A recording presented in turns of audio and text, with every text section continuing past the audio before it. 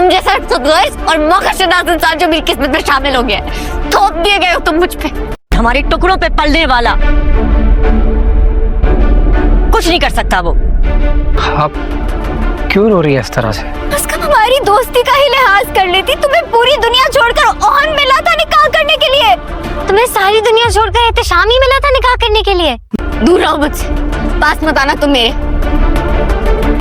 और आप भी देख लीजिएगा कि इंतहाई गलत फैसला किया है आपने और आप पछताएंगे। दाहिन भी साथ कर छोड़ देती है आयला, लेकिन तुम तो उससे भी बदतर निकली। नहीं तो क्या करूं, बहुत खुश हूँ, तालियां बजाओ।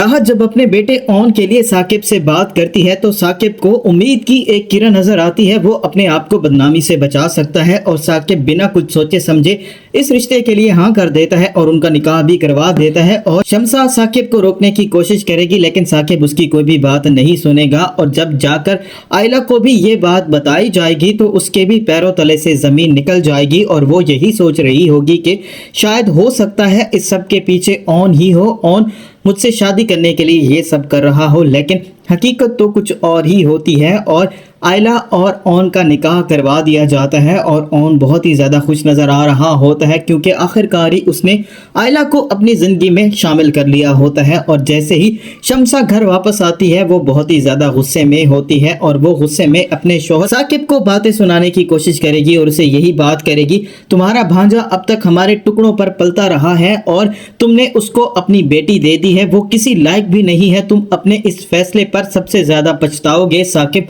अपनी बीवी शमसा को यही जवाब देता है, ओन ही हमेशा हमारे मुश्किल वक्त में काम आया है और आज भी ओन ने ही हमारी इज्जत बचाई है। अगर ओन इनकार कर देता तो हम किसी को मुंह दिखाने लायक ना होते और कभी भी तुम्हारी बेटी का कहीं रिश्ता भी ना होता और वो हमेशा हमारे घर पर बैठी रहती। तो शमसा यही बात कहती है, इससे तो अच्छा था कि हमारी बेटी हमेशा घर ही बैठी रहती, लेकिन आपने तो अपने सर से बोझ उतारने वाली बात की है। और वहीं दूसरी तरफ आयला बहुत ज्यादा गुस्से में होती है और वो रो भी रही होती है। उसको समझ ही नहीं आ रहा होता कि आखिरकार ये सब उसके साथ क्या हो गया है। ओन तो खुश होता है लेकिन आयला बिल्कुल भी खुश नहीं होती। ओन जैसे ही अपने रूम में जाएगा तो आयला उसे यही बात करेगी, मुझसे दूर रहो, मैं तुम्हारी शक्ल भी नहीं देखना चाहती, तुम जैसा खुदगर्ज इंसान मैंने आज तक नहीं देखा, तुमने मौके का फायदा उठाया है। और ओन यही बात करेगा, मैंने ऐसा बिल्कुल भी नहीं चाहा था, मैंने तो तुम्हारे माँ बाप को ये बात की थी कि आप आयला को लेकर घर जाएं और बाकी यहाँ पर इंतजामात सारे देखकर